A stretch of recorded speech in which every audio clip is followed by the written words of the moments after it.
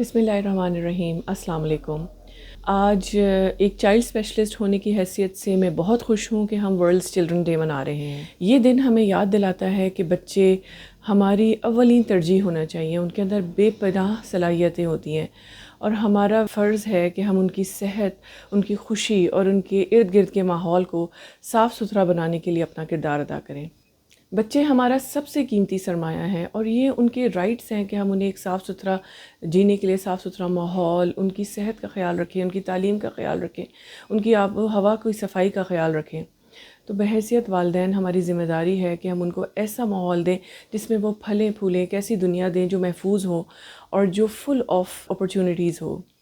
Unfortunately Pakistan میں اب بھی تقریباً 23% بچے ایسے ہیں جو ویکسینیشن سے، بیسک ویکسینیشن سے محروم رہ جاتے ہیں اور اس طرح انہیں دنیا میں موذی بیماریوں کا سامنا کرنا پڑ جاتا ہے۔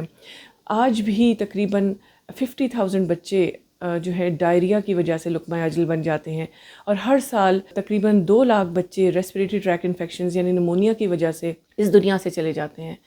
تو یہ جو اعداد و شمار ہیں یہ ہمیں جھنجھوڑنے کے لیے کافی ہونے چاہیے اور ہمیں اپنے as a health care worker, as doctors as well as parents ہمیں اپنا کردار ادا کرنا ہوگا۔ بچوں کے لیے اس دنیا کو، اس ملک کو صاف ستھرا بنانا پڑے گا، ان کو صاف شفاف آب و ہوا دینی پڑے گی، انہیں صاف ستھرا پانی میسر کرنا پڑے گا، ان کی حفاظت کو ہمیں یقینی بنانا ہوگا۔ آپ سب کو میری طرف سے ورلڈ چلڈرن ڈے بہت بہت مبارک ہو۔